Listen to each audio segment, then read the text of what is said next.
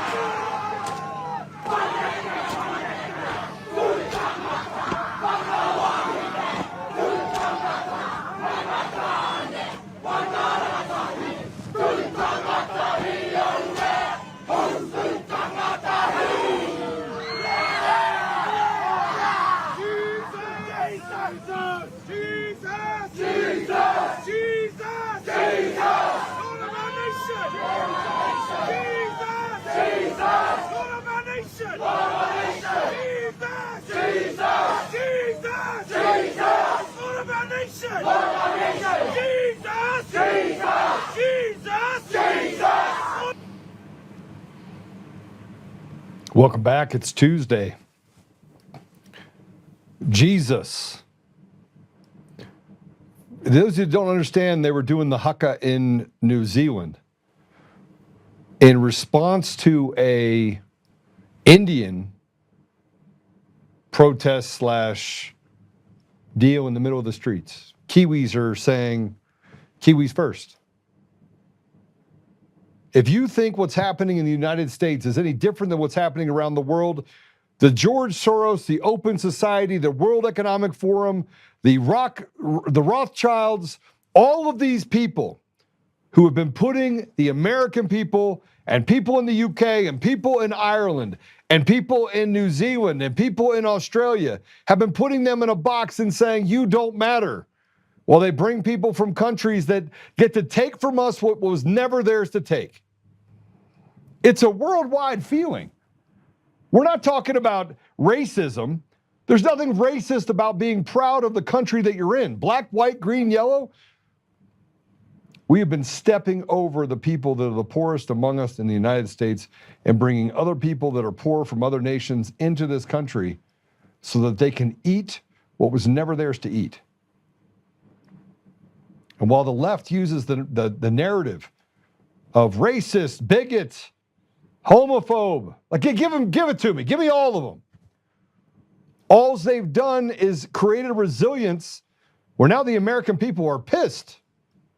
And do you think it matters if you're black or white or Indian? No. I was talking to my friend Anil. He's from India. He grew up in a very hard family. I got to meet his kids. We were sitting in the suite together. And we just started talking about what it meant to have that American ethos. He gets it. Second generation, conservative man, one that understands this perversion that we face. And he's like, Joe, this is just, it's not normal, it's evil. He's Indian. He's my brother. Heck, I got a gay married Jewish father of two. He's my business partner. And you'd say, he's a Democrat. And I would tell you he's more of an American than a lot of the people out there that ride this rhino/establishment train of self-gratification. We are slaves on their plantation. We don't own our houses. We don't own our cars. You don't own anything. They can tax you, fee you to death. They can take from you whatever they want because you don't have free and fair elections. We're not the only ones. When they talked about the fact that there was over 70 countries, whistleblowers came out and said over 70 countries in the world, our CIA betrayed, committed treason, sedition, stole the sovereignty of those nations, put people in positions of power, and created the very problem that President Trump is trying to unscramble right now. Barack Hussein Obama gave $150 billion to Iran to grow their nuclear arsenal, betraying the very people in our country and putting American lives at risk. We lost soldiers going on an offensive. And I'm not going to tell you that I agree with doing anything with Israel, because I don't. I'm not Israel first. I'm America first. I'm with my black brothers, my brown brothers, my white sisters, my black sisters, my brown sisters. I'm with them. But if you just came here and you want to call us racist and have some white liberal stand on a corner and say we shouldn't be in Iran, man, you could just piss right the hell off. You're not American. You're an EBIT for clowns and pieces of trash that run this Democrat Socialists of America, Antifa, and whatever else you little queers decide you want to talk about. You're not strong, you're weak. That's why you do things like create terrorist activities and electoral terrorism. Greatest thing that Jared ever said to me. Jared Jordan, this guy is amazing. We were on the phone. He goes, Joe, what they've done is electoral terrorism. They didn't just do it here, though. They did it around the world. And the feeling that you are slaves is not just in it's not just in New Zealand. It's not just in the United States. It's in Ireland, too. Let's go ahead and play it. Getting keys to our new house, Dublin, Ireland. कोरे कोरे सपने मेरे बरसों से थे कितने अधूरे धीरे धीरे रंग सजा के तूने कर दिए उनको पूरे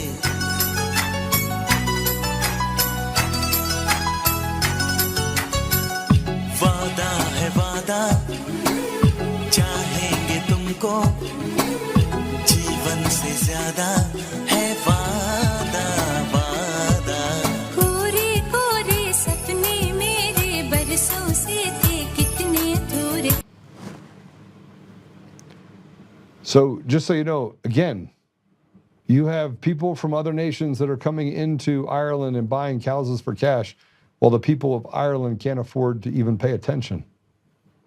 The poverty level's risen by almost 13% over the last 5 years of people that live there. Taxes, man, it's a never-ending battle there just to keep money that you have. Matter of fact, many Irish go underground in order to make a living because they can't make a living out in the open.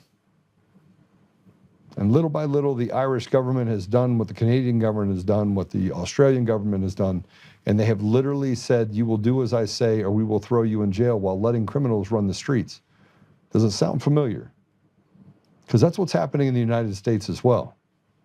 This is not just a singular problem. This is a problem that we have that is global. See, while they have actually pushed this new world order and told us everything that we need to know, and you better believe this or believe this, and if you don't believe this, people in the United States are so stupid, they don't even know what the Constitution is. Couldn't tell you how many articles there are in the Constitution. They couldn't even tell you what it actually says.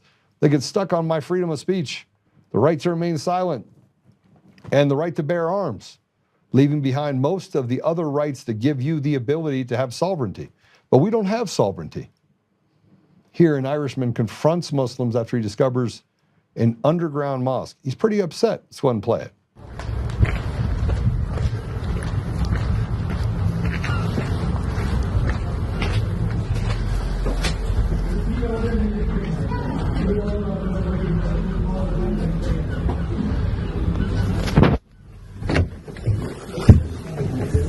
Allah is not welcome in Ireland.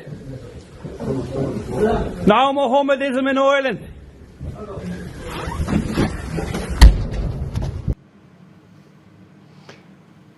So here's the problem. It's not Muslims that are the problem. It's the fact that they come here to turn it into the shithole that they came from. That's the problem. And they come here to basically convert and to take away what isn't theirs. They don't want to assimilate. They don't want to just coexist. And we have a system that was designed to flood our country with people who have radical ideas. And again, it's not just Muslims. It's not just, you have a whole Somali community that basically runs organized crime up in St. Paul and Minneapolis. It's been around there for over 20 years. They literally force businesses to actually pay them a vig. Go look it up. Or they will burn your building and your business to the ground and make sure nobody comes in. And you'd say, Joe, you know, that's their culture. There are entire camps, basically call them ISIS camps, that exist on our own soil. And I will say again, I have lots of Muslim friends, but they're a part of the have-nots too, the same have-nots that we are. Irishmen can't afford to even pay rent. Irishmen can't afford to pay rent. And they're coming in and buying out entire buildings. Because tax dollars in Ireland are being funneled to nonprofits and organizations that then give the money to foreigners so that they can literally displace the people that have been there for generations. We have a problem. Nobody wants to talk about the fact that we're slaves on a plantation. No one wants to talk about the fact that it's not just Americans that are upset. Same playbook is being used in every country. Same playbook of persecution, same playbook of the media just pushing down and calling them racist and bigots. I am no racist. I am no bigot. I am not a homophobe. I don't care if you like to have sex with farm animals. I feel bad for the farm animals, and frankly, I think you should probably go to jail for it because there's something wrong with you. But what you decide to do in a bedroom has nothing to do with me. Check this out. Check out what's happening in France. Go ahead and play it. Voilà, à bobo de sarcelle. Voilà, la bobo de sarcelle, ce qui est pas normal. Donc il faut que les autorités nous aident à nous débarrasser de ce genre de situation.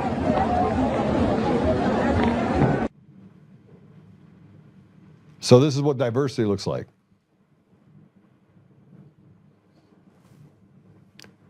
And if you look at the doctors, engineers, you look at the things that are going on in the schools right now in France. Well, let's go ahead and look at the schools in France for a minute. Let's go ahead and look at that.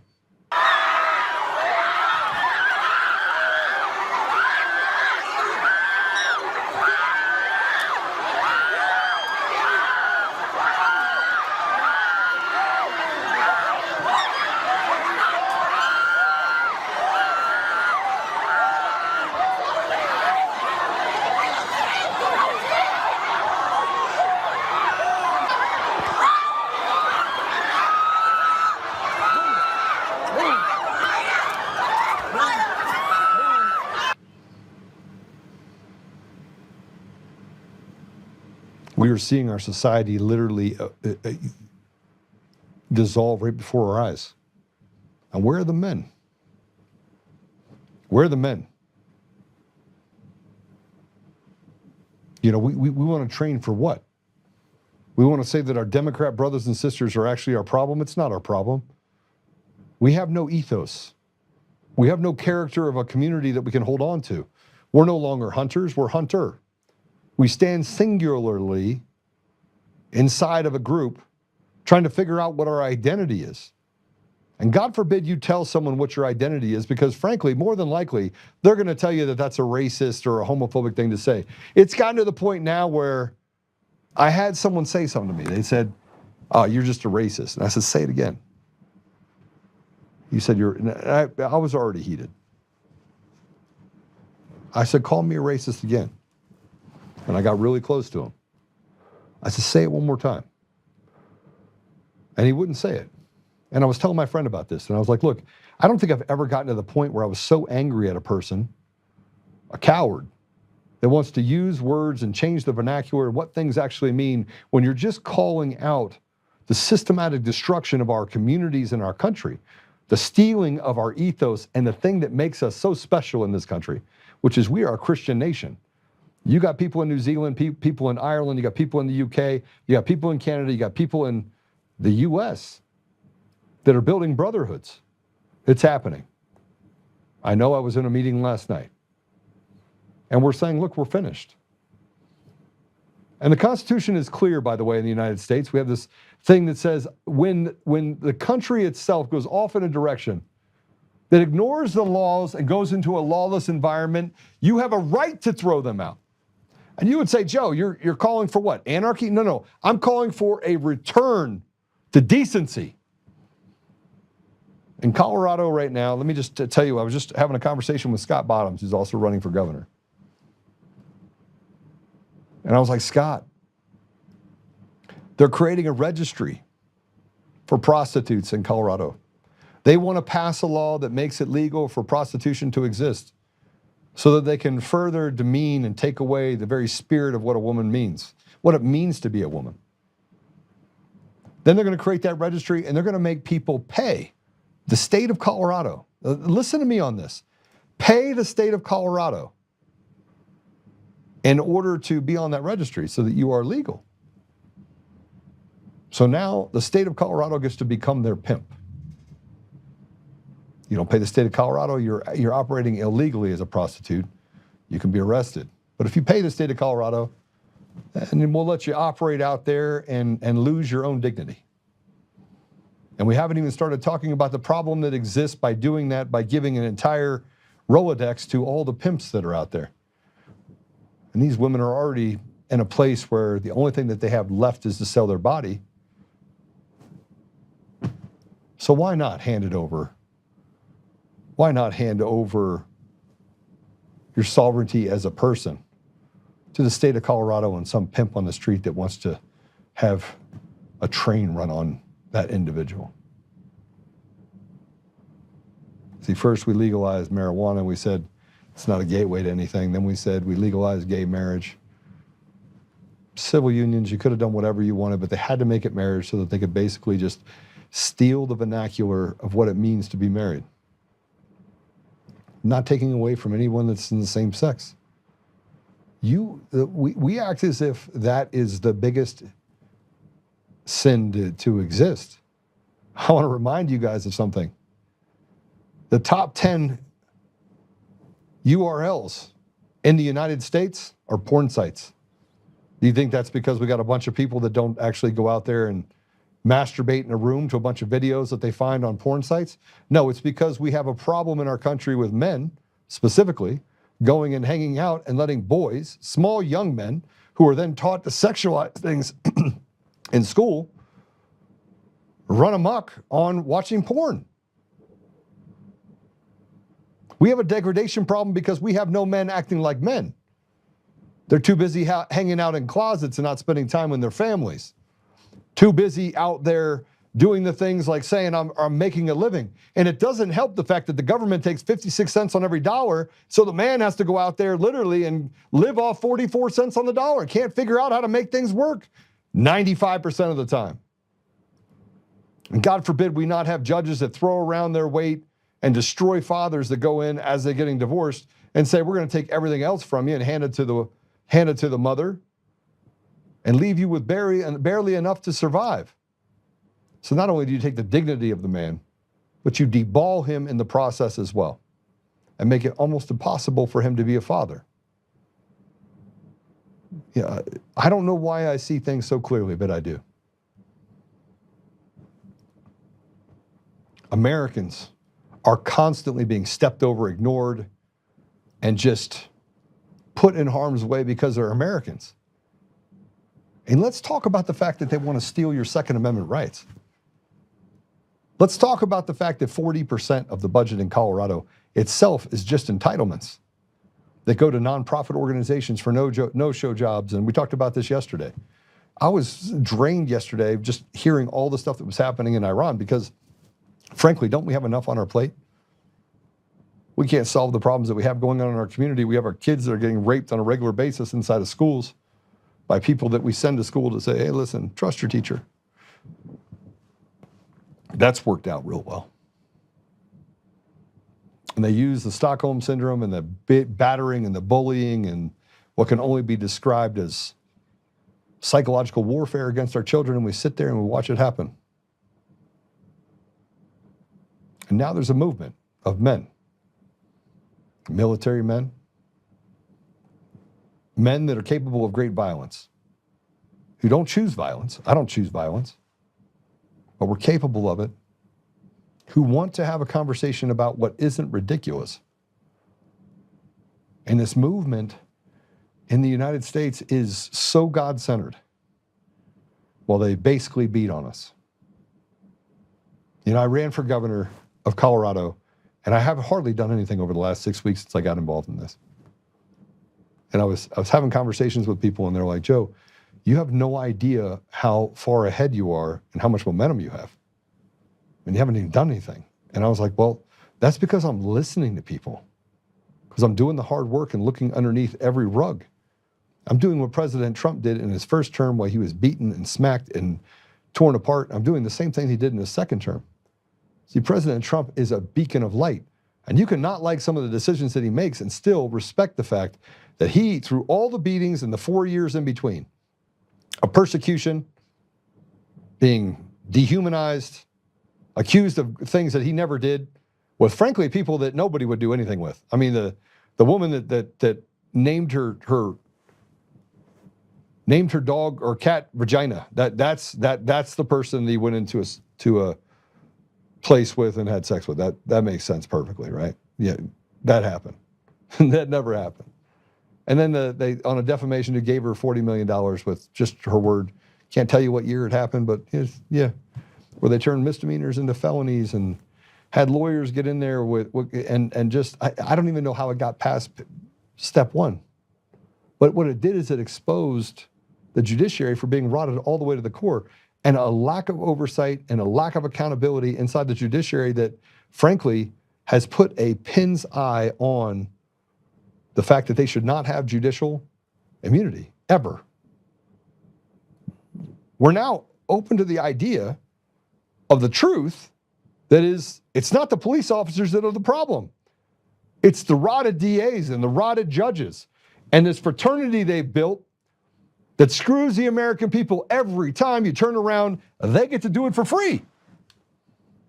And they get to walk in the back, and most of them are masochists that love to watch others suffer.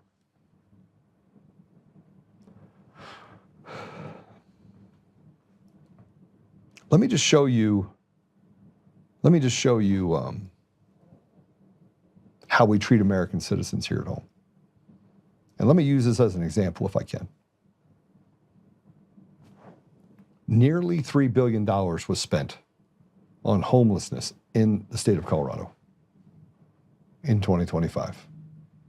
In 2026, that will balloon to almost $4.5 billion. Now, for $4.5 billion, you should have a few buildings to show for it. You should have massive amounts of entitlements for people that give them access to training, that can get them off of drugs and alcohol, can put them in a better place, maybe get them a dentist, maybe create some doctors, create some transactional environments that will take care of, let me just tell you how many people? At most 75,000 people. You should have a plan for those people. 75,000 people. If you look at the number of people that we have in Colorado and the amount of money we spent $161,000 per person. You're like, Joe, no. Remember, you already looked at it before. It was 1.2 to 1.6 billion that they spent on homelessness, and that averaged out to be somewhere between 50,000 and 70,000 per person. And then I decided that I needed to look at the budgets that were spent on each one of the counties that we have out there, and the city and county of Denver. And then I had to look at the state budgets and how much of that money went to actually go towards the Denver budget. And I was like, this is absurd, $161,000. But I want to talk to you about how a homeless person this is an American that lives in New York City. This is, I think he made bad choices to become homeless 85, 90% of the time. But I still think we should have enough dignity for the people in our country that we do something about it. There are Americans, they're our people. Good, bad, or indifferent, they're our people. Play it. Have you ever been offered a free hotel room in New York City? Never. When I save up, that's what I do. I save up and I go to a hotel room, and it's the cheapest hotel where they piss in the air conditioner, they spit on the walls. It's terrible. So you use the money that you collect on the streets here to every once in a while go in a hotel and spend the night to have a good night's sleep, where right down the street here, thousands of migrants are being put up. I used to sleep in front of the Roosevelt Hotel. I mean, like on the side. And I'm afraid to go there and sleep now because I know they won't even, the security guards from the hotel will come and they won't even let me sleep in the street. They will not even let me sleep in the street. Okay? They get living for free inside the hotel. They won't even let me sleep on the street right in front of the hotel. They will come out there and kick me out. And if I don't leave, they will get violent with me. And the migrants will not respect me even for sleeping in the street. I go to the McDonald's over there. A lot of times on the street, they come by, they disrespect me for no reason. A lot of them, they laugh in my face. Literally. It's insane. There is no justice. There is no law, no justice. People even assault me right in front of the police, and the cops don't even do anything. I sleep in the street, they're so abusive.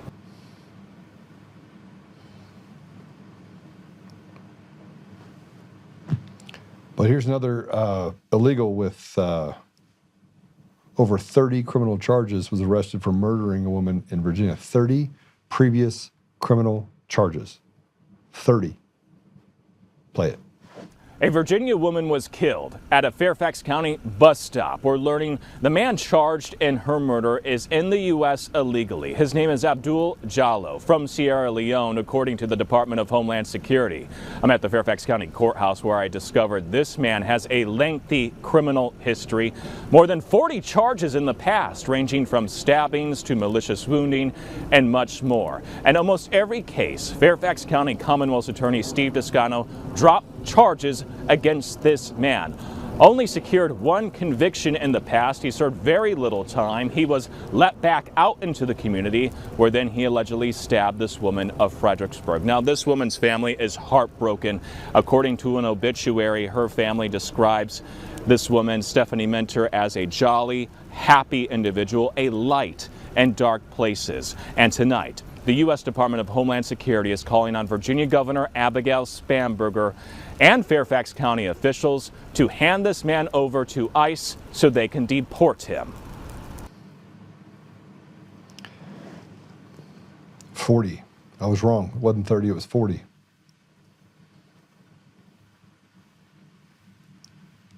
Our leaders are not elected, they are selected.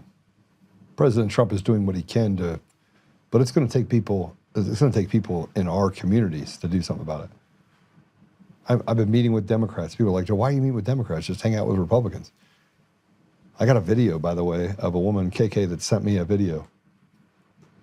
She sent me a video, and it's of her cousin, I think, who got in a fight at a Waffle House. That it never ends well. You start talking about fights at Waffle House, and he punched this guy, knocked him out. He gets arrested. Now, this guy doesn't have a squeaky clean history. He doesn't. He's got some baggage. He's got some. He's been out of prison for 9.5 years. He said, Joe, why are people sending you stuff of a criminal going to prison? He's going to give him 20 years. And the guy behind him, he was drunk, didn't want to press charges. So, I probably shouldn't have said that. Called him the N-word with a hard R. So I watched this video, 47 minutes. 2 days before he was going into Douglas County, Colorado, probably one of the most whitest places out there.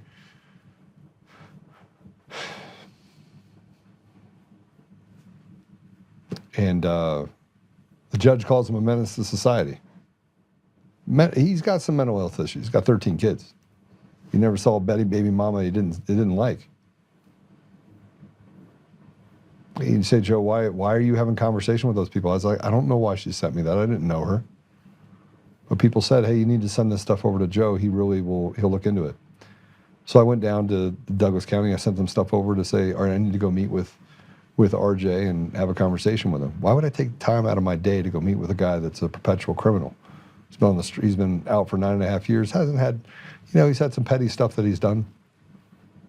But again, he's an American that's never been given opportunity because we don't even have mental health facilities. We don't have them.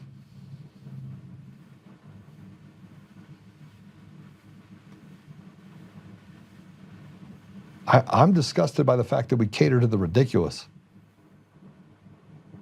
Just so you know, in Colorado, the most important thing to the people of Colorado is that we shut down pet stores that have dogs and cats. It's a real thing. And not only are they legalizing prostitution and making it so you can rape 3 children before you actually go to jail and you're not eligible for probation, they're also doing this thing to get rid of what they call puppy mills. There's only 6 puppy stores, by the way, only 6 pet stores in the state of Colorado, and they're stopping what they're doing in this session to put all 6 of those puppy stores out of business because it favors the shelters. Because then you can just go to the shelters that, basically has become this windmill of cash that then gives no-show jobs, and the same people that show up in Antifa work for these shelters. I'm not kidding. It's basically a front for radical leftists. They get free money from the people of Colorado.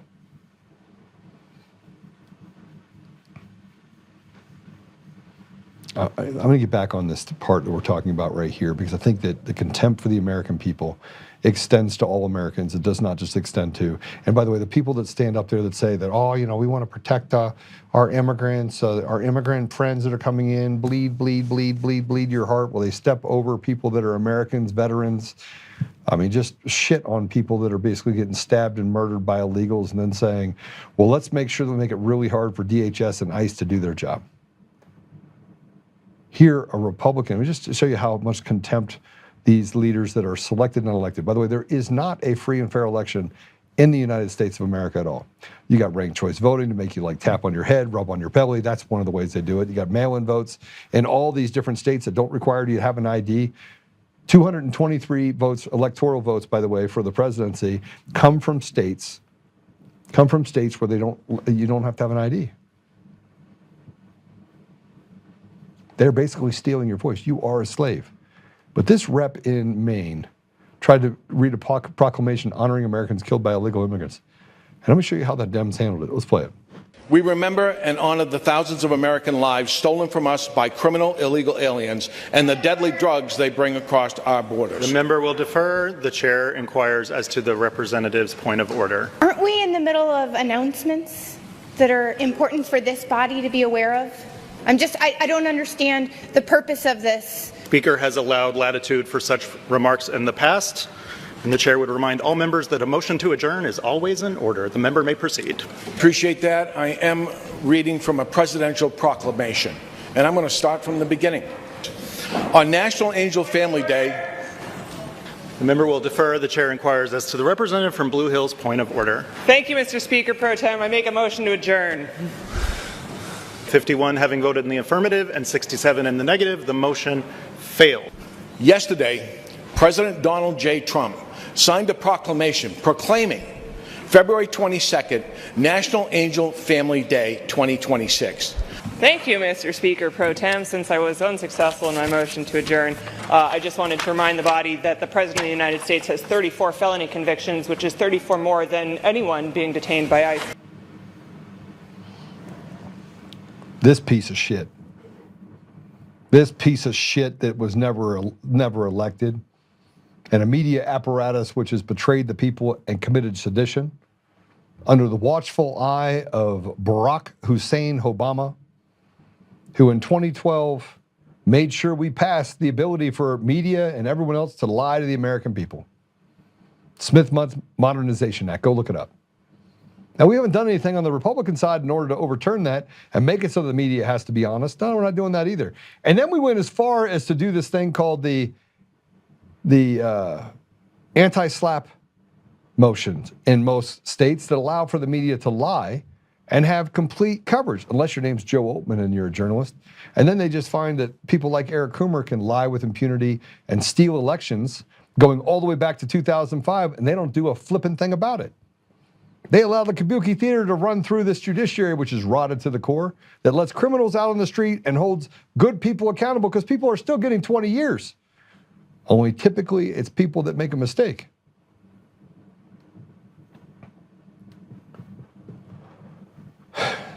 And the gift that keeps on giving about Democrats and Republicans, by the way, you know, this uniparty that we have in representation that gets their orders from who? The wizard behind I mean, who's Mitch McConnell getting his stuff from? Oh, that's right, AIPAC. He's got the AIPAC crew that kind of walks him around because God forbid the American people actually get what they need. But let's move past that. Let's get to the conspiracy theories that seem to always give us the truth. Let's start with Bill Clinton. Bill Clinton is in a deposition right now on the Epstein files. You're going to have to see this. This is Bill Clinton on Epstein. Witnesses who testified in the Epstein cases that Epstein said, you quote, like them young. Why would Epstein say that about you? Are you asking his opinion? You're asking him to think about why Mr. Epstein would say something about him? Why would Epstein say that about So she's asking you to try to be in Mr. Epstein's mind and guess at what Mr. Epstein would have thought about. Clinton likes them young, referring to girls. First of all, that's not true. What's not true? That I have any interest in underage. I didn't say underage, I said young. But it's still not true. Is an intern young? Yes. Okay. At my age, anybody younger than I am. Did you know Jeffrey Epstein instructed a witness to deny you were ever on his island? He didn't have to since I was never there. Did you ever travel to Zorro Ranch? Is that the one in New Mexico? Yes. No. Okay. Have you ever flown on anyone else's private jet 26 times or more for overseas trips? I have flown as many miles on other jets, but never with as many stops. Do you believe you were a victim of a Jeffrey Epstein intel operation? Do you think that you might have been caught up in some of what he was maybe potentially doing? Excuse me, Congressman, which question are you asking? I'm asking Intel operation? First of all, I don't. Some type of intel operation. I'm just curious because it's been speculated on today and yesterday understand. That he may have been an intel asset. Do you think, perhaps knowing what we know now, the proclivity of it all, that he may have been targeting you as part of an intel operation? I doubt it.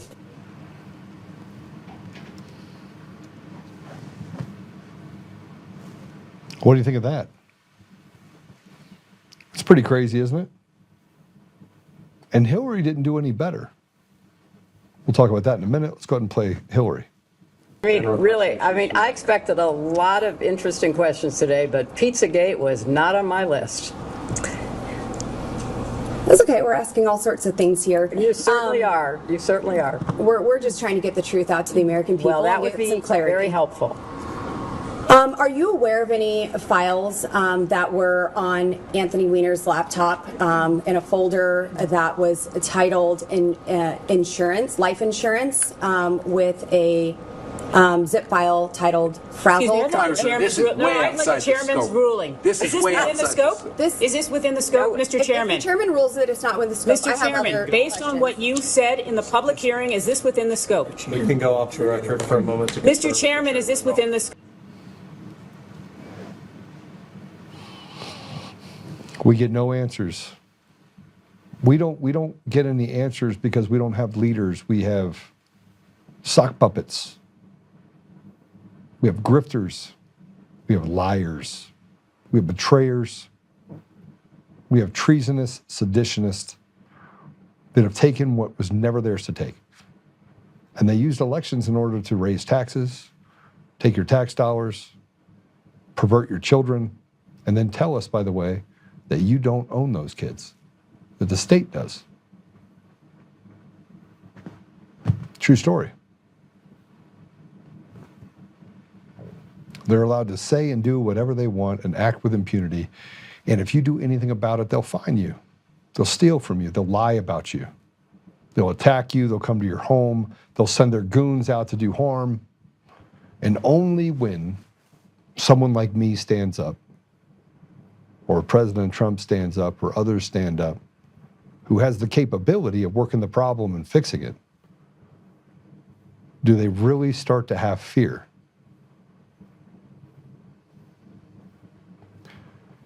I want you to see something. Like I canceled Netflix a while ago. And we know that Obama is a part of Netflix. We know Susan Rice, the bad Susan Rice, is a part of Netflix. But I want to show you this transgenderism. By the way, these people are doing this to our population and to our children to kill babies. Kill babies. So on one side, they get to take your children away. We have parents that are running away from the school system. We have farmers that are sharecroppers on their own land being told what seed they could put in the ground. And on top of that, those that have livestock are told now you have to contend with wolves and wolverines that we're now reintroducing into the environment. Because that's what the people want. Roads are almost undrivable. Healthcare almost out of reach for every American. Remember the Affordable Care Act? Since the Affordable Care Act came into existence, healthcare is up almost 700%. Now, to just give you an idea what that does in relation to across the board to value for you, you got less and you died faster and they pushed poison into you and then told you to shut up and sit down or they'd take everything else from you too. I'm not trying to black pill you. I'm not trying to red pill you. I'm not trying to white pill you. I'm trying to tell you the truth. While at the same time telling you that you actually can do something about it. They only get to take from you what you're willing to give them. Now, right now, if I'm being honest, you've given them too much. Everything. You've given them everything. Your children, your money, your tax dollars, your house, your car. There's nothing they have. Let me show you what Netflix is doing to our children. This is Netflix for children. Play it. Are you coming to the street? I'm trans, Norma. I use a different name and pronouns. I'm Frankie. Pronouns they, them. As a transberry, I love living out loud as my most authentic self. I know I'm safe when I'm with my friends or other non-binary people. He's the undisputed champion of my heart. My name is Charles. I stand up on the pronouns. Banafi will slide that runway. Lifesave's pronouns are they, them. He or she just doesn't fit who I am. Welcome to your crash course in holiday self expression.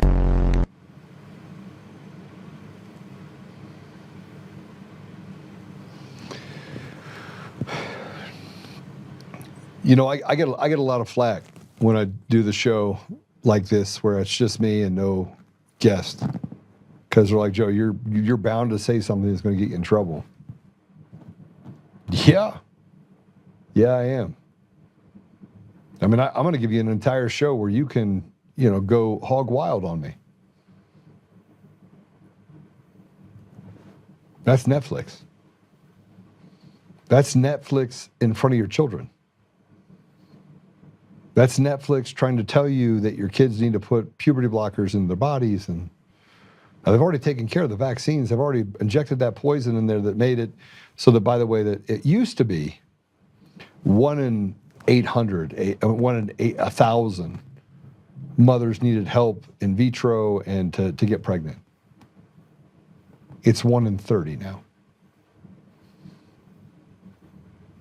You know, I sat with these Democrats and I said, how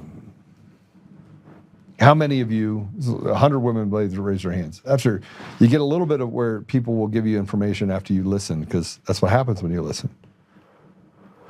You had 100 women that put their hand in the air when I said, how many of you have had an abortion? Then I said, how many of you, if you had free health care and free child care, would still have the abortion? Only 10 hands went up. Billions of dollars went to illegals in the state of Colorado. I haven't looked at the budgets everywhere else. We definitely need to doge the state. I saw that Victor Marx picked that up, by the way. He's like, we're going to doge the state of Colorado. It's a good thing that I recorded the conversation that I had in his house so that I could, show that I told him this is what I would do. You want to win this race? You're going to have to doge the state of Colorado. You're going to have to cut 40 to 50% of the budget.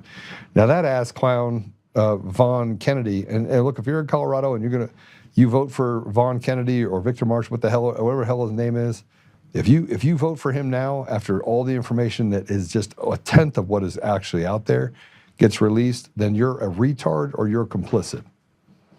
And no, I don't have respect for you, because if you think this is a high school prom contest, and frankly, we're electing some sort of signal head, we're not. We're in big trouble in the state of Colorado, and you're going to put your stuff behind a guy that's a sock puppet that tells you that he had TBIs and tells you he had all these problems and that he has, his wife says he has to kick holes in walls once a year as an anger problem. But he could take a gun away from someone in a staged position really fast. That's the guy you want running in the governor's office. Then you're retarded. So I'm just going to tell you right now, if you believe that you are, and this goes for even leaders like Lauren Boebert, I love you, you're freaking retarded. You stand up for this ass clown, you didn't do your research. That means that you, being in a position inside of Congress, do not have access to adequate information, or you're complicit in putting a piece of shit into the governor's office in the state of Colorado. Say what you want, but Victor Marx is not a good man. Not today, not yesterday. He is not a good man. And it doesn't take anyone, it doesn't take Darcy, right? Or the Kennedys, or anybody else, or Carolyn, or anyone else giving you this information. All you have to do is just open up your eyes and recognize the fact that he doesn't even have a relationship with his own children. Think I'm wrong? Pick up the phone. Be the person that picks up the phone and talk about it. I got so much more to talk about today, and I hope you'll stay with me for it.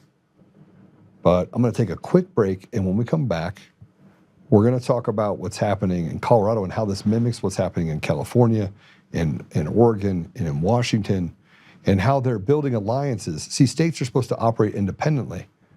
They're not supposed to be able to contact and connect with and build a conspiracy against the United States of America, but that's what's happening.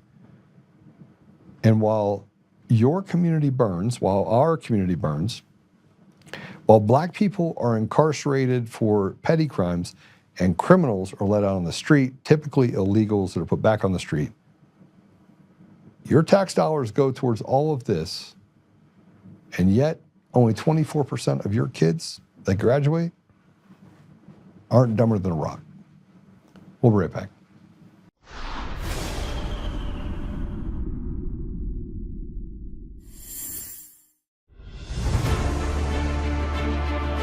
In every thread, in every stitch, Honor-Bound USA weaves the fabric of the American spirit. It's not just apparel, it's a testament to God, family, and country. At Honor-Bound USA, we're a family of patriots who put our faith, family, and America first. When you visit our website, you'll find a line of products that embody our commitment to pray, stand, speak, and act. As the official site for the Untamed podcast, all of our products proclaim speaking the truth with courage. We also have the powerful documentary from Professor David Clements, Let My People Go. Identify yourself as one of the few who are willing to stand for what they believe in. Join the Honor-Bound USA family today. Wear it as a badge of honor, commitment to the values that shape us, and a pledge to the bright future we will build together. Because when you're honor-bound, you're not just wearing a brand, you're embodying a lifestyle.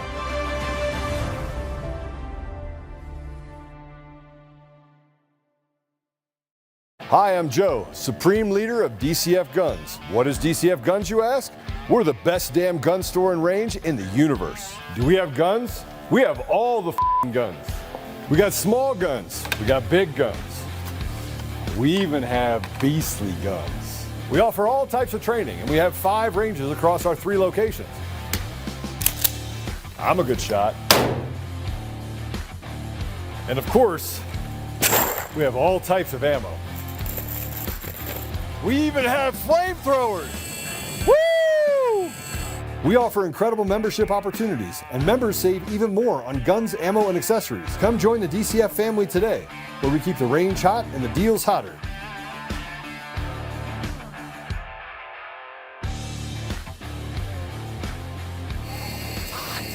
It's hot.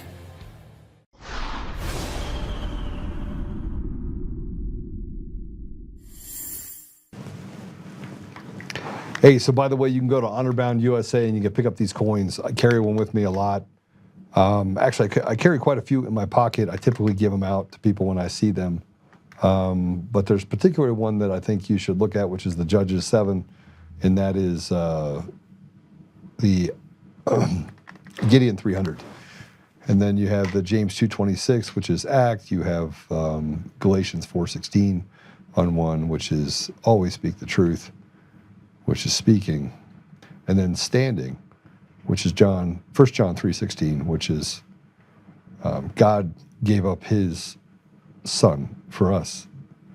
We must be willing to give up our lives for our brothers and sisters. Anyway, go to Honor-Bound USA and check it out and buy the coins. They're pretty cheap. I think they're a couple bucks a piece now. And I got a new coin that's going to be coming out that you're not going to be getting for a couple bucks. I also want to just plug myself here and let you guys know something.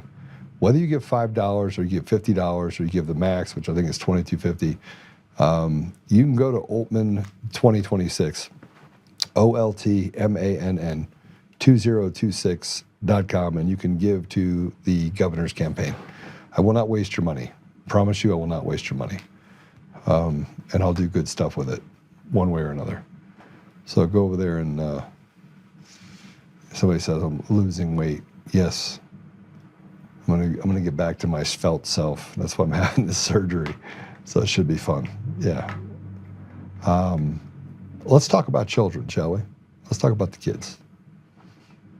Erin is almost lost her daughter to this transgenderism stuff. And the Colorado is just under siege everywhere. But they're trying to get you, they're trying to say it's not that bad. Don't worry about it. You know, this lackadaisical thing. First of all, people that do that are retarded or evil. Those are your 2 choices, right? Legislative, judicial, executive, local. We've talked about this case before. I want to put this up before because we're going to talk about this. And then I'm going to talk to you about the Christopher Gregory case that we're going to do another expose on. I'm going to hammer on that until the DOJ actually picks up the ball, runs with it, and arrests these pukes. Here's what it says. Meanwhile, in Colorado, the biological male, prostitute, drag queen, child abuser, all facts, not accusations, managed to pass the Tiara's law, allowing anyone who identifies as trans to erase their criminal history. By the way, this is against the national, the federal laws completely. Passed 1312, which makes it illegal to say this person's male name. Now trying to pass the first statewide decriminalization of prostitution. This is who's calling the shots in Colorado. When are Coloradans going to stop it? Go ahead and put that up there. There you go. You see these freaky little pieces of shit right here? Yeah. Tierra Latrice Kelly. Actually, it's a dude. It's a dude from New Mexico. This isn't parody. This is a group trying to pass Tierra's law in the Colorado House. The law will make it easier for trans criminals to change their name, evade identification, and hide their criminal record. It's named after Tierra, a drag queen, convicted felon, and sex worker. RIP, Colorado. And oh, here you go. This is talking about the bill to legalize prostitution. Let's not call it with that, though. Let's just say that it's a bill to make the state of Colorado the pimp for sex workers. And no wonder why we have deviants all over the state abusing kids. In 2025, 39 teachers were arrested for sleeping with children. And I want to show you what's happening in Weld County. A Florida man was sentenced by Weld County judge to 156 years to life in the Department of Corrections. On March 7th, 2024, investigators arrested Kaufman, who traveled from Florida to Colorado after arranging what he thought would be sexual contact with girls aged 10 and 14. His arrest included charges of enticement of a child, internet exploitations of a child, and internet luring of a child. The Sheriff's Office Detective Dale Rosebrook, alongside Homeland Security investigations, dedicated extensive hours to categorizing and documenting materials, while working closely with the Weld County District Attorney's Office to prepare the case for prosecution. Over 1 million images were recovered from Kaufman's phone and personal computer. 3,668 items as child sexual abuse material, an additional 2,452 items as age difficult. On December 4th, 2025, after a trial, Kaufman was found guilty of the following charges.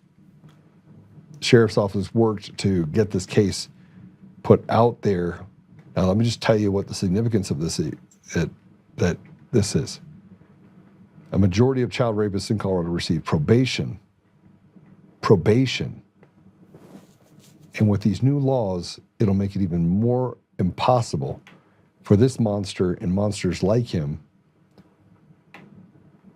to be taken off the streets permanently. There you go. There's the sicko right there.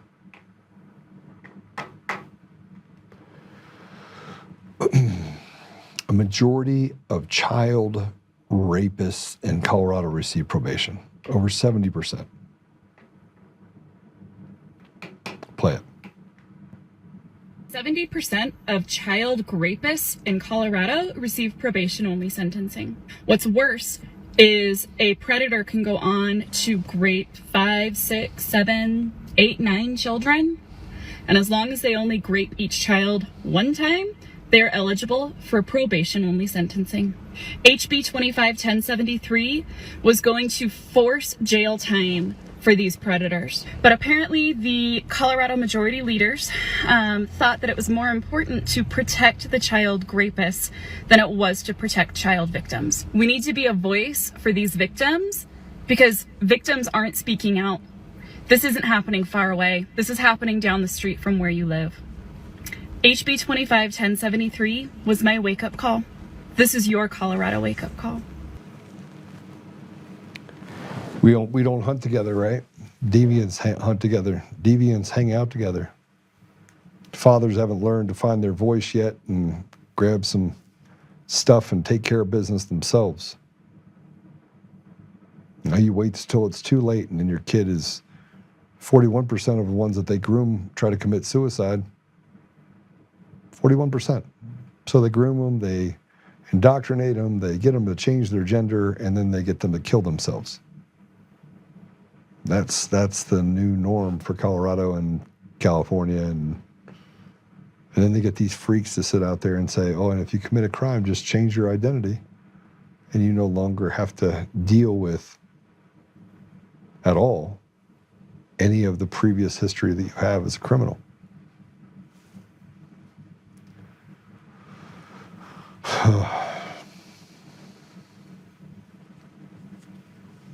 We're in trouble in Colorado. And I hate to take this in that direction to just to talk about Colorado, because I saw what just happened in Virginia, and we see what's happening in Michigan and Minnesota. And you know, there's a wake-up call happening right now across the country and across the world. And we know who, everyone keeps saying, Joe, you don't know who you're going to be shooting at if it goes to a civil war. We're not headed towards a civil war. I want to be really, really clear. There is no civil war. Police officers, military, they're not on the side of Team Evil. National Guardsmen, those guys, if they are on that side, they're going to have a hard time with a vast majority of those people in those positions that think you could just piss right on off. I was sitting with 2 police officers, I don't know, 3 or 4 weeks ago, and they're like, yeah, we have a tranny in our department. I was like, how do you guys handle it? We won't, he can't go into the women's, he has to change in the bathroom. He can't go in the locker room. And I was like, well, that's weird. Why? I mean, I knew the answer. He goes, you know what? We're done with this bullshit. They said they're done with it. They all talk. You all think that it's just you that's listening that has had enough. No, 99% if 20% of the parents who have the ability to run away from education are taking their kids out of school, and your property tax are tripling, and then they give you back 10 cents on the dollar and say, oh, we're really sorry. We took a little too much. Let's see if we can give you back some of your pain that we can see you're feeling. People are tired. And they don't give a shit about illegals. I don't care about illegals. Don't talk to me about illegals. All you're doing is you're building the hardening of the American people to have a synergy towards each other. Black, brown, white, we don't care. We don't care about race. We care about American ideals, and you're stealing it from us. And you're handing it over to these people who then are basically destroying our very society right before our eyes, and you act like there's nothing we can do about it, where you stuff your face. Well, even Kyle Clark. Now, look, I'm not a fan of Kyle Clark. I'll be the first to say I'm not a fan of him at all. I think, frankly, he pointed out the fact that Griswold lies, but he lies. He bends the truth as he says it, creates a little bit of parody around it. But he called out Griswold for lying. Now, I need you guys to understand that Kyle Clark is not staying at 9 News. He's out. There's no appetite to have a radical leftist inside of 9 News under this new merger agreement that's going to happen in Colorado. Here, Kyle, though, does something, I keep saying, there was a transgender person called Heidi Beadle, Sean Beadle. And Heidi Beadle went back to being Sean Beadle. Basically went back to what they call their dead name. Now, I don't like Sean, Heidi Beadle, whatever you want to call him. His name's Sean Beadle. Like, I'm not a fan, right? Yet when Sean decided to come back and say, I am a man, I'm going by my man name, Sean, and walk away from that transgender thing, whatever you want to call it, I came out and put a post out that says, leave him alone. Because here's a person that has enough courage to stand up and say, I'm going backwards, or I'm going back to where I was. I'm going forwards. Could this be what we're seeing with Kyle? I don't know. And I haven't seen much of Sean Beadle either, so I haven't seen a whole lot of movement in that environment. But I haven't been paying attention either. But something is happening. Like, there is enough courage and enough things out there that's shaking the core of people that they're starting to have a second look at 2 things. One, faith. Where does God sit inside of this community deal? And are they on a pathway that's tied directly to some really bad things? And is what they're being taught true? Well, I don't know. But Kyle decided he was, for once, going to tell the truth about Griswold. And yes, I'll let you look at it. Here you go. The leading Democratic candidate for Colorado Attorney General is making false claims about her qualifications. Current Secretary of State and AG candidate Jena Griswold claims to have high-level courtroom experience she does not have, raising questions about both her experience and her honesty. I'm going to take on the billionaires and corporations as Attorney General to protect. That is Democratic Secretary of State Jena Griswold. She's running for Attorney General. That's Colorado's chief legal officer. And this claim by Griswold about her qualifications. And in 2024, I followed the Constitution and argued at the Supreme Court that Donald Trump should not be eligible for president. That claim is not true. It's not a complicated thing. It's false. No matter how many times Griswold says it during her campaign for AG, that she argued before the Supreme Court or argued at the Supreme Court, she didn't. I found the Supreme Court argument exhilarating. That is 9 News legal analyst Scott Robinson, and this is a certificate of his admission to the Supreme Court bar, where he actually did argue a case, and won. Griswold was simply someone being represented in a case before the Supreme Court. That's a far cry from actually getting to argue in front of the court itself. When we asked Griswold's campaign why she's making these false claims, they responded with a statement saying, in part, the word argue does not exclusively mean oral argument. When a lawyer presents an argument in person to the United States Supreme Court, they have argued before or argued at the Supreme Court. Anything else, it's not arguing to the court. This is the woman who actually argued the case that Griswold is falsely taking credit for arguing before the court. Mr. Chief Justice, and may it please the court. Colorado Solicitor General Shannon Stevenson. That's her team photo on the day when she, not Jena Griswold, argued before the Supreme Court. To a lawyer, the terms are entirely crystal clear, perhaps not to the general public. That may have been true until the public sees this. Griswold's Democratic primary opponents for AG all have extensive courtroom experience. Michael Doherty is a state and local prosecutor, Boulder County DA. Hetal Doshi is a federal prosecutor, and David Seligman is a consumer attorney. We asked Griswold's campaign if she has ever argued a case in any courtroom.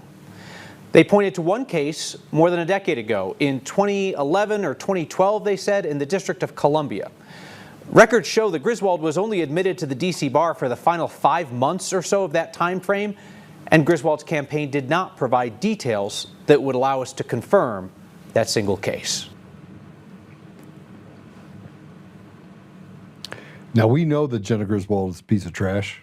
We know that she's a liar and that she led with Phil Weasel Weiser to the over 500 days that Tina Peters has been in prison. We know that Tina Peters is ground zero of electoral terrorism against the American people and the people of Colorado specifically.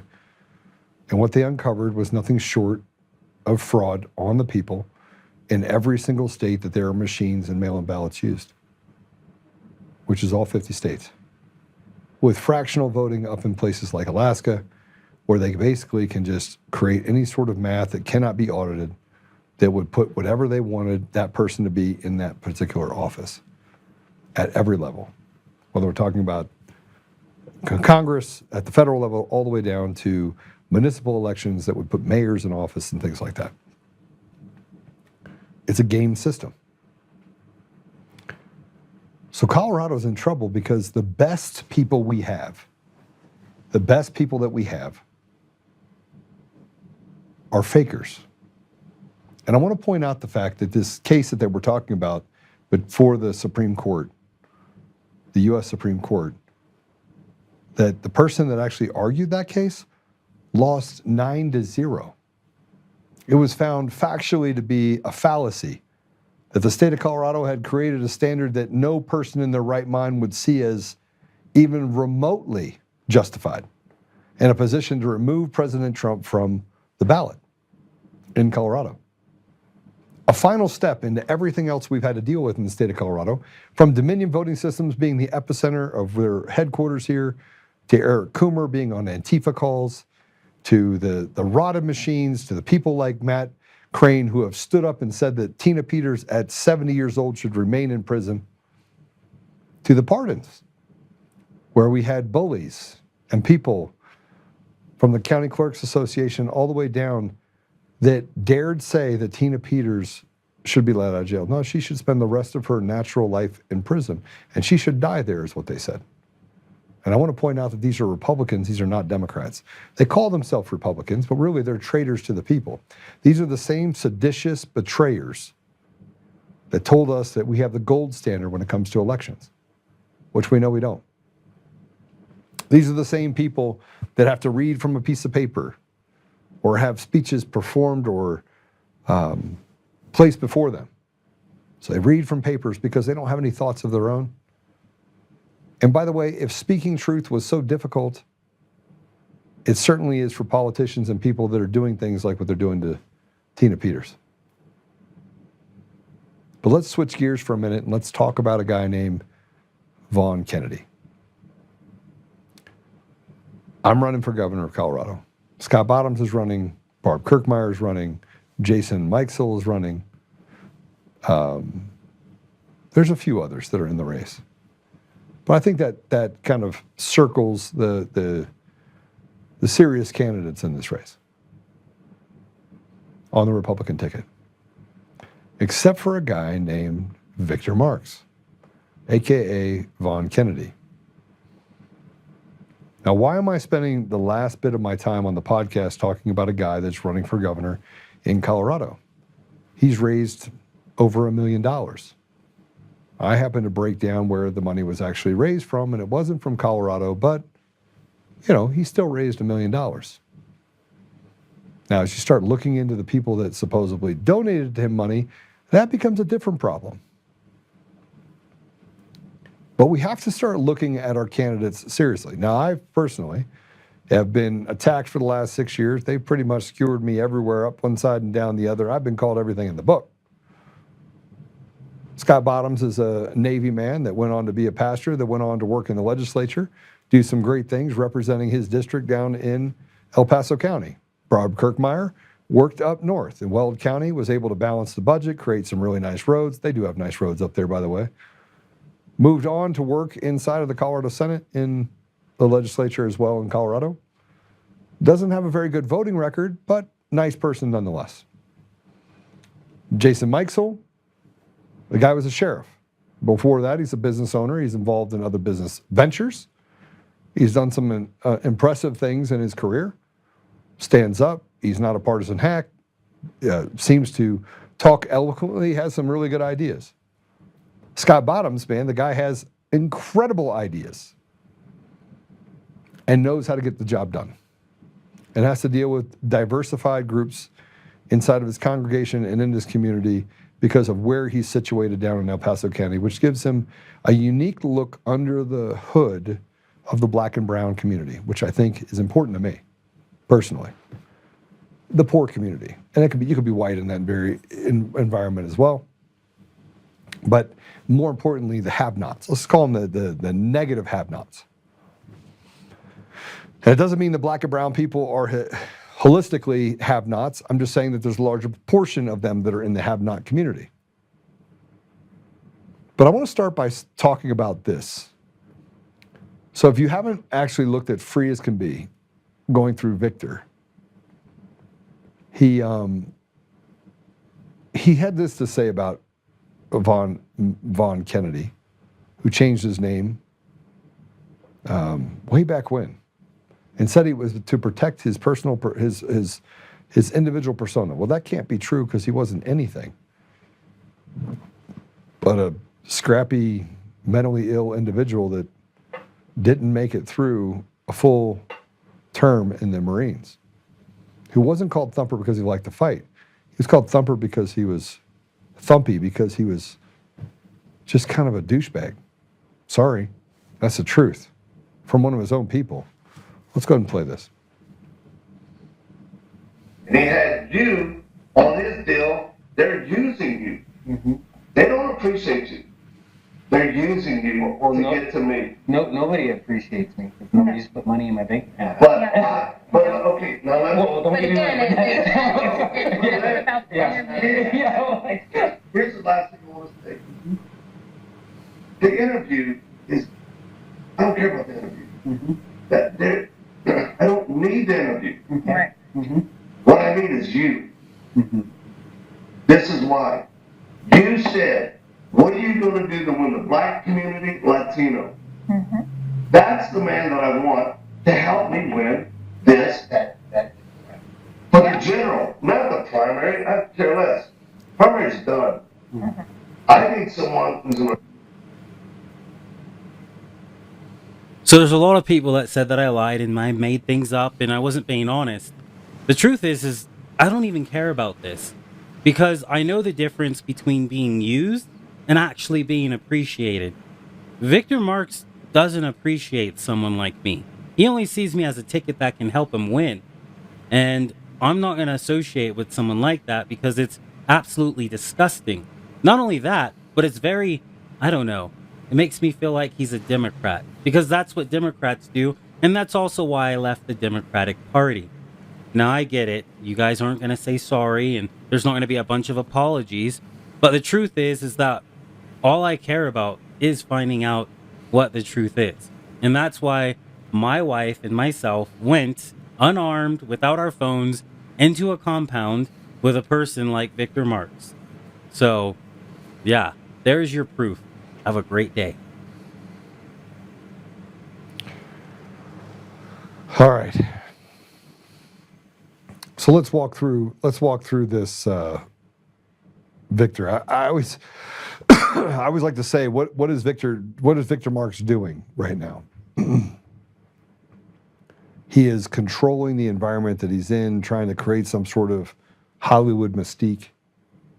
But the reality of it is, it came out of nowhere after Charlie died, made up a story about his daughter being touched by a man in a car. Now you have the Colorado Springs PD looking into these claims that landed a man in jail. And I'm not saying the guy shouldn't have gone to jail. He was a serial masturbator in cars. He did that. But he stayed in his car. The story changed, and then people were, again, Victor Marks can't keep up with it. He can't keep up with the stories. Shot someone at 7 years old. Then we reached out to try and figure out, where it is that then his father was some sort of drug lord, part of organized crime. That's not true. I mean, look, nothing is true. It's just not true. He didn't save 43,000 women and children. Now he says that he served 45,000 women and children. Well, those are two different things. It's kind of like Jenna Griswold lying about the fact that she argued before the Supreme Court.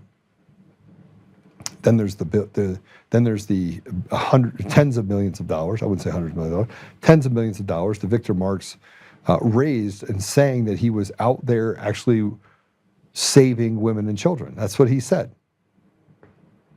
Only that's not true either.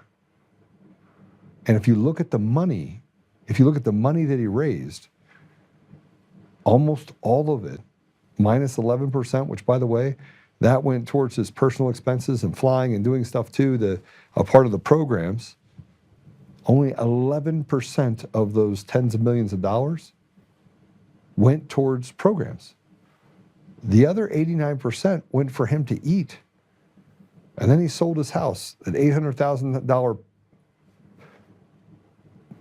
whatever you want to call it, I don't even know if it's a compound. It's an old house built in the 70s and a barn behind it. I'm not kidding, by the way. That's what it is. And he sold it to his nonprofit to be able to suck out like $2.5 million. It's an $800,000 house. You say, Joe, how do you know it's only an $800,000 house? Because I live in a $2.5 million house. Caught me. I can be honest about it.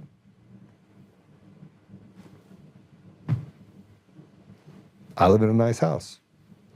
I know what a $2.5 million house looks like.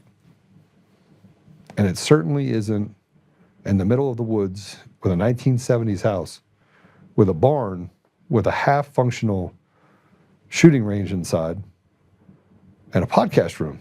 That's not worth $2.5 million. So everything is a grift for this. And then you talk about the Holly deal, and he went up to Canada and he smuggled her across the border. That's a crime. And then he used her to write emails and email campaigns to raise hundreds of thousands of dollars. And she never saw a dollar of it. It went to him. And then he stopped her from leaving to go back up there. And here's another fun fact.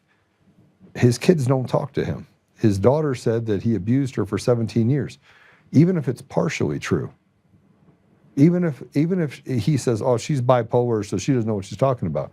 Well, let's talk about that too. Here's a man that was on TV in an interview. He was so hungry, man. He was hungry to be the man.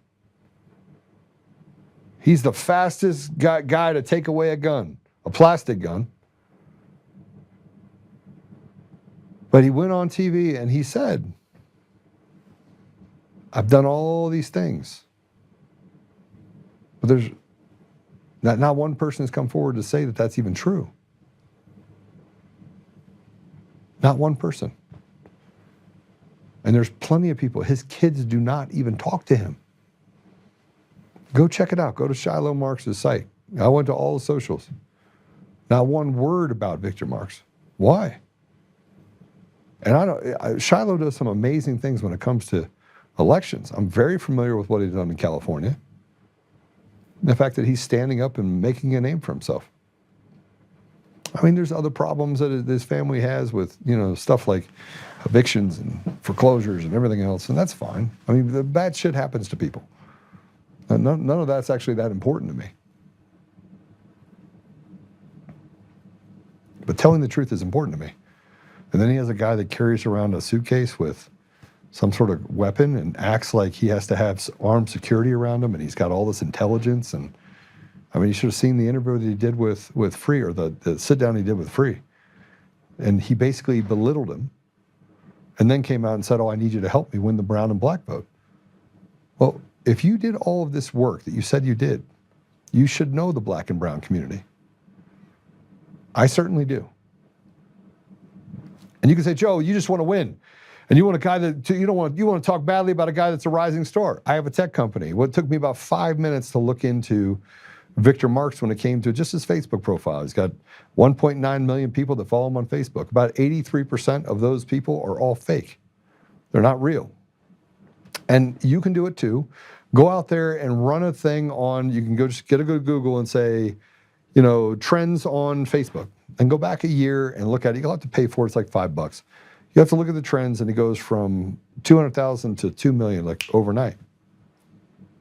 And he created this flamboyant story that his daughter was, abducted by someone in a parking lot. And it's just nuts. And the story that he was 7 years old and he shot his dad came up behind him and made him pull the trigger and shot the guy in the head. Then there's the other stories that says that he's bipolar and he has a level 3 brain injury. It's his words, not mine. His words. Well, how does a guy that's bipolar run for race? And then he says, I got fixed, right? I'm no longer bipolar. And he uses Jesus as a foundation for everything that he says. I'm the dangerous gentleman. It is like a story out of central casting like you've never seen before. And he came out of nowhere after Charlie died. Came out of nowhere. I had never heard of him. People were like, I heard of him. He was in this, he did this thing, and he was Dobson's right hand. Well, I knew Dobson back in, Focus on the Family back in 2002. I don't ever remember seeing the guy. I was there. I was also there in 2003 and 2004 when we had the Million Man March for Christ and Promise Keepers. I was a part of Promise Keepers for a long time, donor to Promise Keepers for a long time. I knew Mike McCartney. I knew I was involved in those circles, helped them build stuff and do stuff in the early 2010, 2011 area. Never heard of him. I mean, not even a peep. And keep in mind, when I first came out, I went to go visit with him, and I sat down with Victor Marks.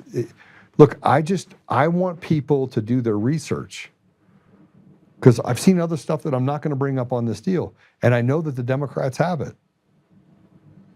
And people get mad at me and they say, I can't believe you're attacking Victor Marks, and they put up Victor Marks on top of their page, and they get so committed to the football team of Victor Marks and that he's going to do good. But the guy literally can't show up to anything, and he was going to come on my show, and he told Lynn in an email that I need the questions up front. You can't deviate from the questions. You can only ask those questions. I mean, think about the type of person. By the way, there's never been a time that somebody has predetermined, told me what the questions are. I was on a podcast last night with Jason Lupo. It'll come out, I think it comes out today, or it came out yesterday. I don't know. But I was on another one that comes out Thursday that's called The Daily Carry, I think. The daily carry, yeah. I did a 2-hour deal that no question is off limits, so they could ask whatever they wanted from me. I didn't care. You can ask me anything. If I don't answer it, if you give me a gotcha question like, "Oh, did you call for the killing of Paulus?" I'll be like, "No, I called for accountability, tried for treason. If he's found guilty, I hope that little prick hangs by his neck until he's dead, 2 inches off the ground." Why? Because he's just as bad as the, whatever it is, the Ayatollah. Only what he does is he smiles while he kills and does bad things to the same community he says he represents. He's just a terrible person, advocates for pedophiles and rapists, and wants to be a pimp for prostitutes. Yeah, that's the perfect guy we should have inside of the office in Colorado, as he steals the voices of people.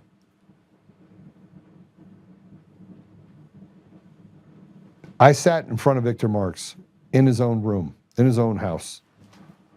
And I asked him questions. I'm like, "So what are you going to do? What's your platform?" And he couldn't articulate it. And so I had to articulate it for him. And I was like, "Listen, the first thing you have to do is you have to doge Colorado. You've heard me say this a long time ago that this has to happen. I've said it on this 9 months ago. But I sat in front of him and I said, if you don't doge Colorado, you have a problem on your hands. You can cut the budgets by 40 to 50%. I talked about this yesterday. I've written out this entire plan of how do we doge Colorado and how do we stop all this grift and graft that is then being used against us and weaponized against us as people in our communities. So he went on Benny's show. Now I want you to pay attention what he says on Benny's show. And it should tell you everything you need to know when CIA Benny is the guy that's having the interviews, and he goes to Mike Flynn, he goes to all these different people and gets these endorsements because he makes himself a shiny object, and Lauren Boebert knows everything about him. She already knows.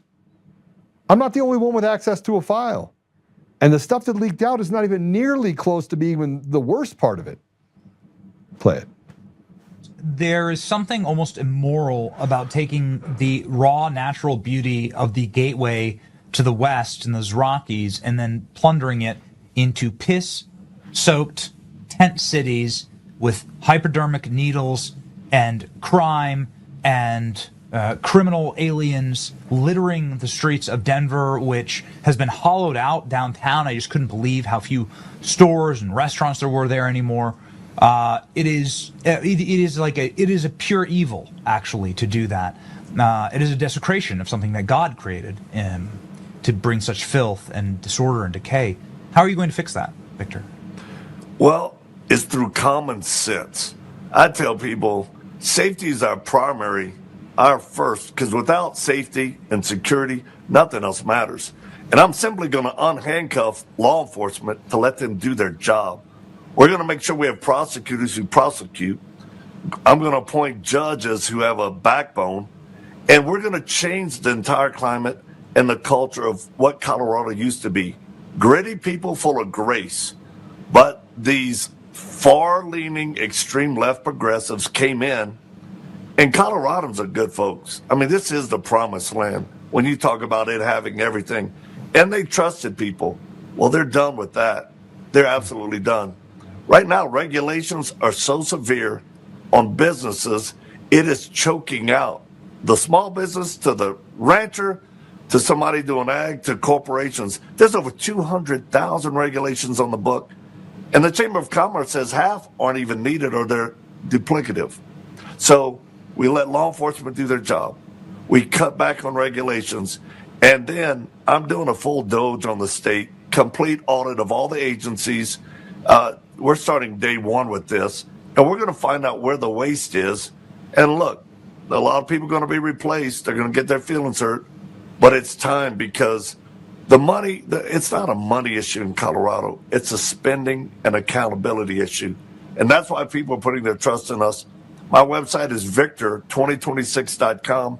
And we just encourage people, go there, sign up, be part of what's called a movement, not an election.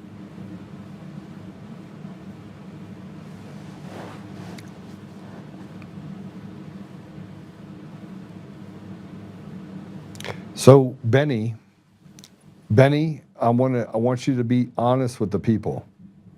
I'm going to call you out, Benny. Be honest with the people. You had to send him the questions. And he was reading the answers. That's the reality.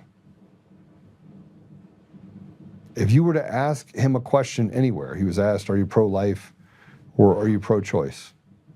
And he got irritated and agitated. You could see him he has this thing where he has to be in a controlled environment, because if he's not in a controlled environment, he loses his shit. I talked to a couple friends of his that he'd known him for a long time. And they're like, Victor is like a walking time bomb. Their words, not mine. I talked to a guy that actually is involved in rescue, did over 900 missions. He's going to be on this show in a couple weeks. His words are, the guy couldn't be trusted to run a piggy bank or to hold on to a piggy bank, let alone look after and run for public office.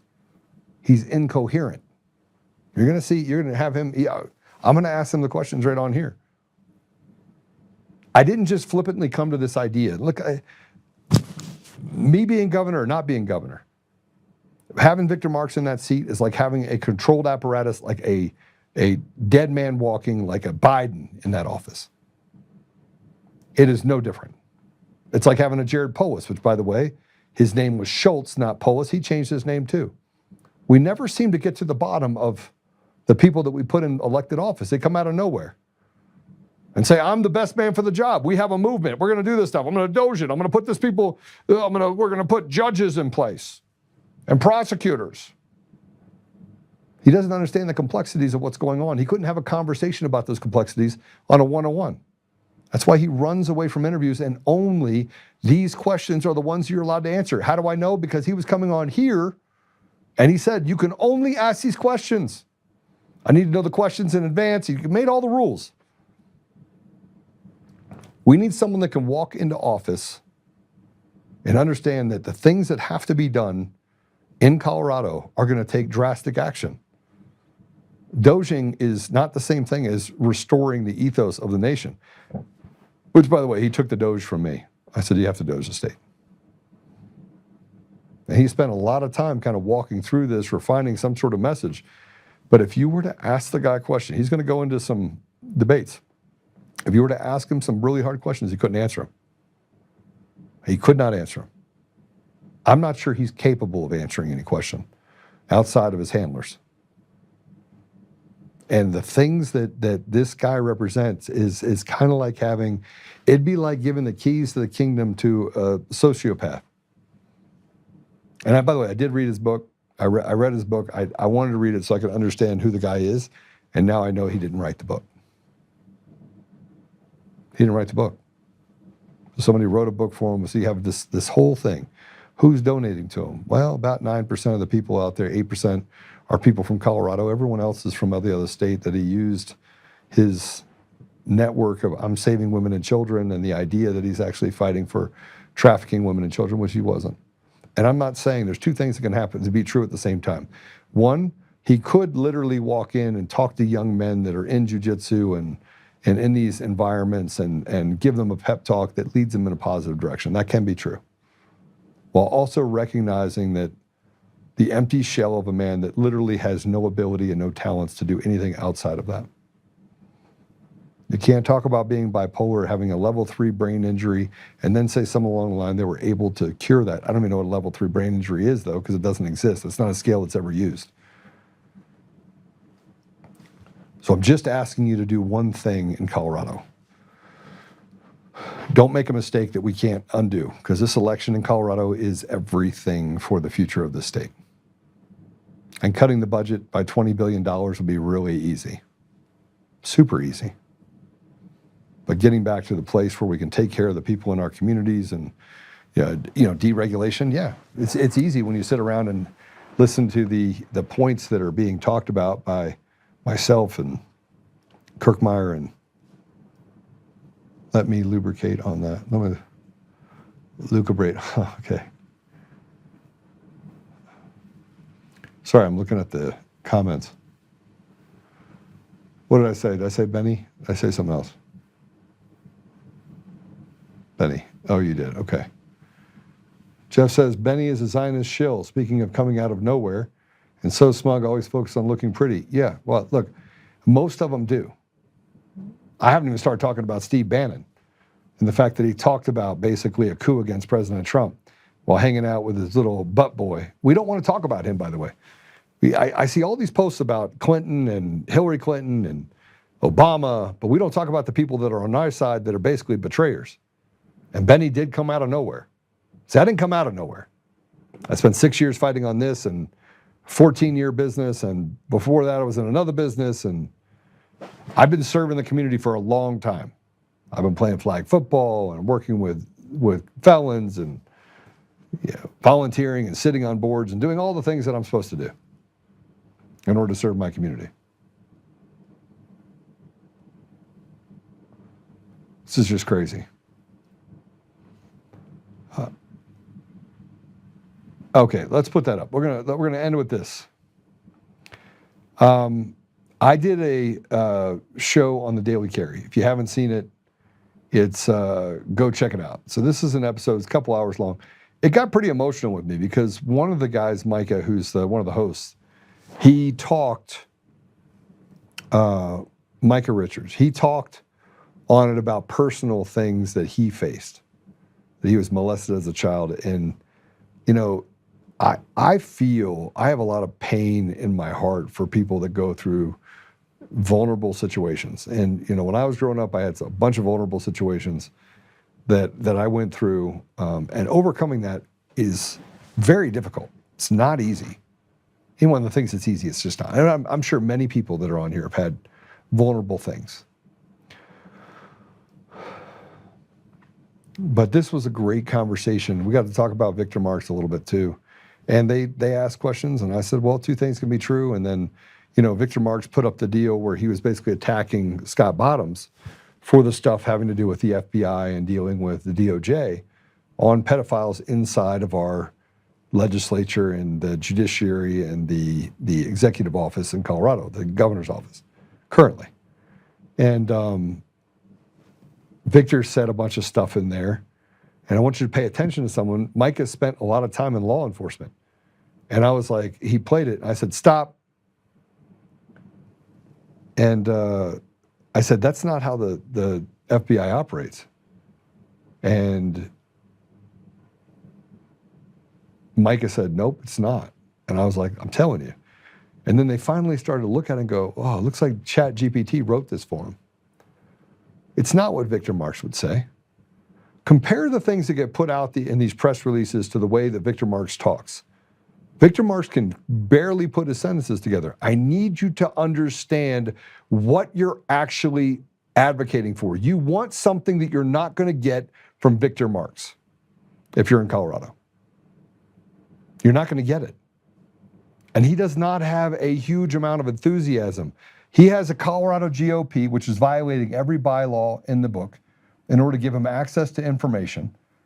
You have dark money and people that have sat on the sidelines that are rhinos and really bad people. They are the ones that are telling you this is your candidate. Should that bother you? 1,000% it should bother you. Run the other direction. Because embracing the new suck as a new suck is never going to get us to a place where we actually get to doge the government. You can't do it. The apparatus is too big.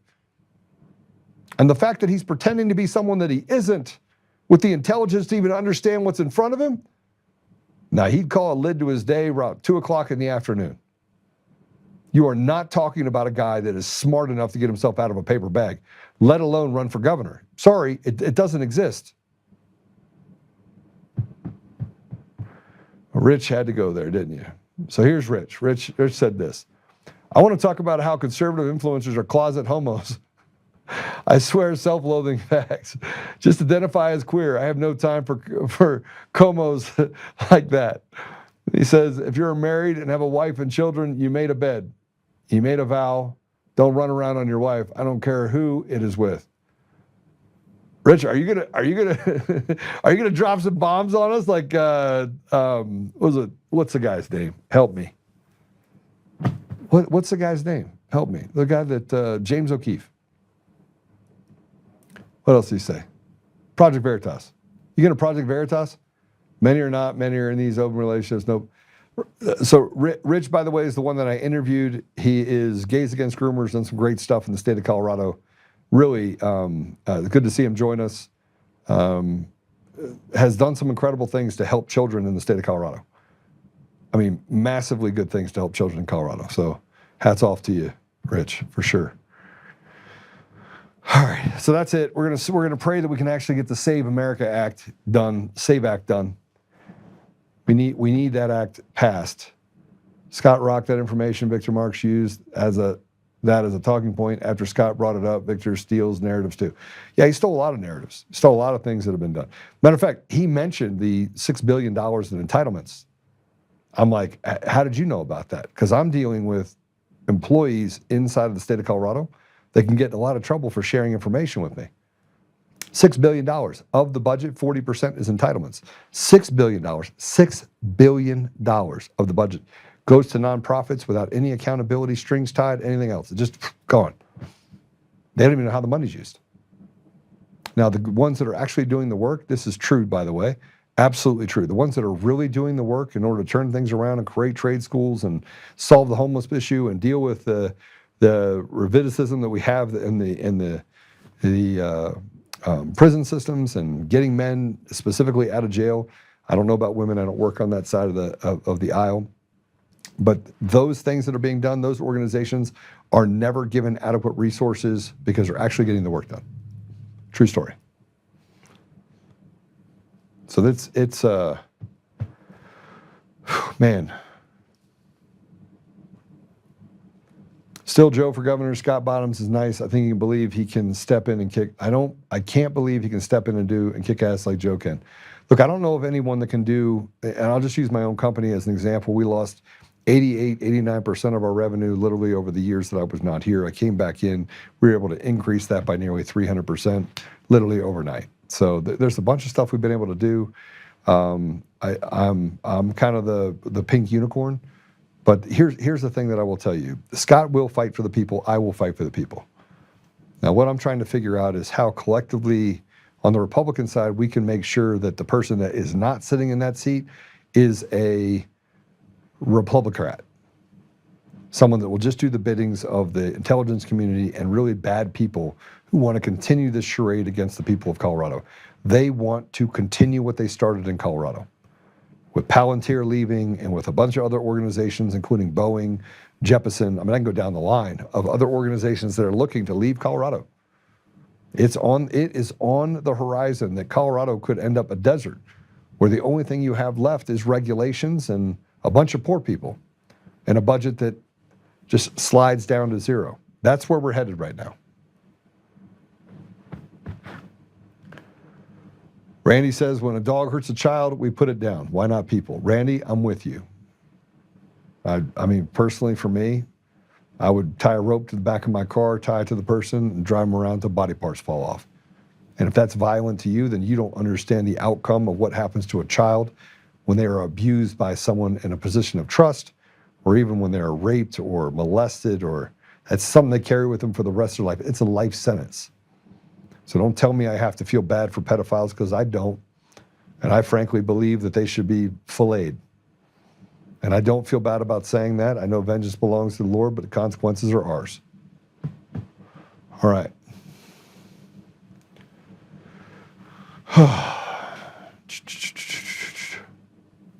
That's who's backing Bottoms and base count. Who is? Who's backing Bottoms? Oh, I don't know. Okay, so let's pray it out, shall we? Let's do this though, just for your sake. Apple Podcasts, Google Podcasts, Spotify, Pandora, iHeartRadio, TuneIn, and more. Go to Oltmann 2026. Donate to the campaign. You can go to Honor Bound USA. We've got a couple new sponsors that are going to be joining us here over the next month or so. I'm pretty terrible at it, and I decided I want to make the same mistake twice.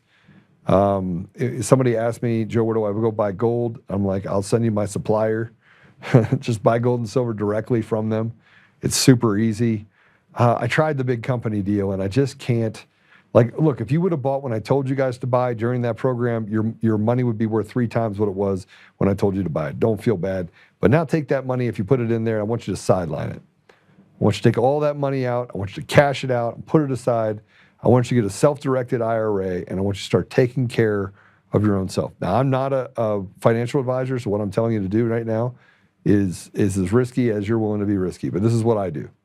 Okay, put it on the sidelines, and then we'll start having conversations about things that I want you to look into. Now, that will not be a sponsor. That'll be me having conversations with you and bringing on people that are economists so I can help you guys put more money in your pocket. That's what I'd like to do. Okay, make sure you go to that video with the Daily Carry podcast. Any other housekeeping I need to do, guys? Damon? All right. Share us today. Share us everywhere. Man, I know there's something else I was supposed to say. Is there anything I was supposed to say? Am I missing something? No? Okay, let's go. Father God, thank you for the incredible people we have on my team, for the incredible opportunities you put in front of us. Thank you for the time that we have to be born at a time such as this, to be able to serve you, Father. Thank you for just the amazing ability of restoration. We just look at it right now, and it's fantastic, this fire that's been lit inside of the community. And it's not just here in the United States. We saw it in Ireland. We saw it in New Zealand. We see it in Australia and the UK.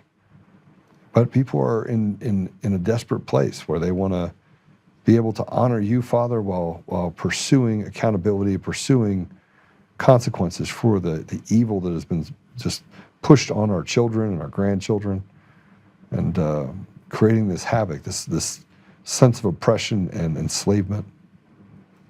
We also recognize, Father, that we're going to go through trials, and that we're going to have to set aside petty differences, and we're going to have to accept people where they are, while setting standards for how our children are taught and what is acceptable in our communities, where we can reject the ridiculous idea that there's more than two genders and get back to a biblical foundation of how we operate as people.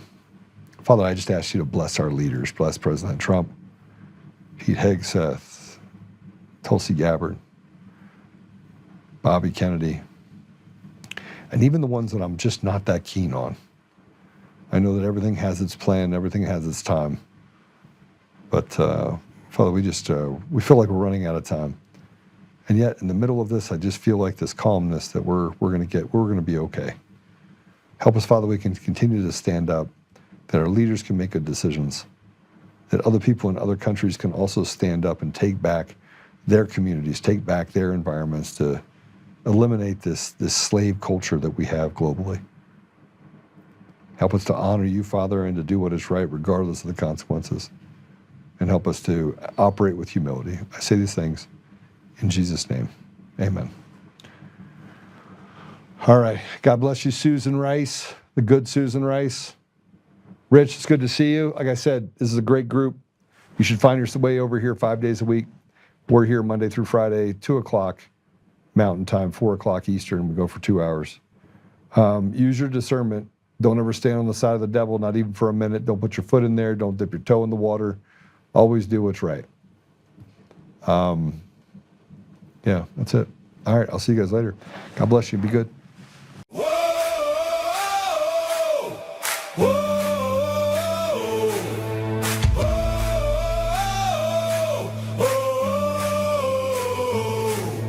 Rising from the fight for the forgotten and the free, exposing rigged machines, Kuma's lies, Dominion's deceit, pays a grand each day, shielding truth from corrupt halls, but he won't back down, standing tall through it all. Argentina Peters break the chains that bind her tight, hand count votes and one day bring the fraud to light. No more mailing scams, no machines to steal the night, restore the people's voice, make Colorado right. Governor Oltmann, lead us bold and true, badass for the have-nots, fighting through and through. Abolish property tax, cut the tolls away, shrink the bloated state, let the people have their say. It's our rally call, truth and freedom rise and watch the tyrants fall. Untamed Colorado, strong and proud, we'll be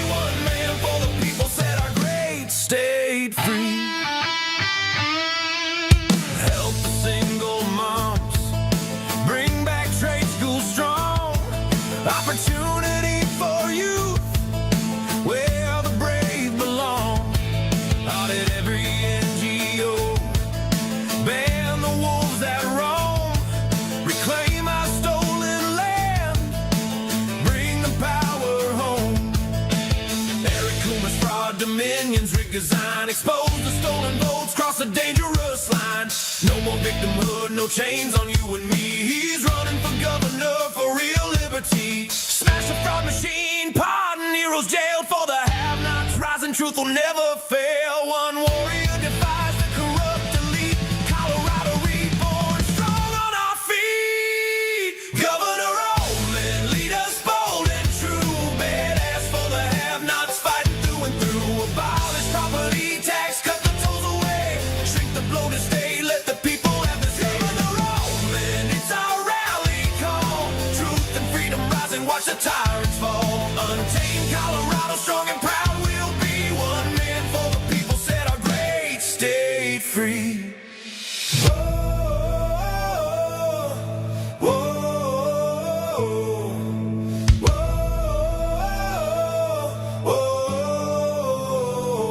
Governor Oltmann, lead us bold and true.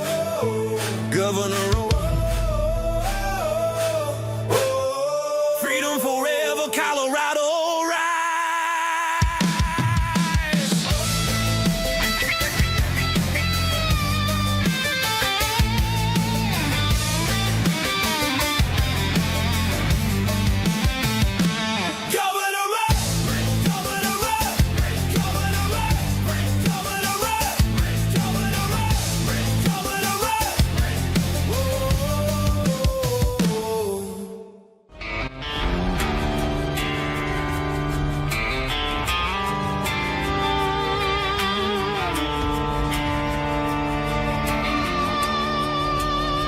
Rise up untamed, in the heart of the fight where the wild ones roam. Joe Oltmann's calling, bringing truth back home. From conservative daily to this untamed fire, we shatter the silence, lifting spirits high. No chains can hold us, no lies can prevail. Authentic and fearless on this rugged trail. Patriots gather under stars and stripes. Untamed nation, igniting the night. Untamed nation, let the truth roll out in this land of the free. Standing proud from sea to shining sea, we won't back down. Catch the fire, wear the crown. Untamed nation, it's our battle song, motivating hearts where the brave belong. Yeah, untamed and wild, forever strong. Play it again all night long.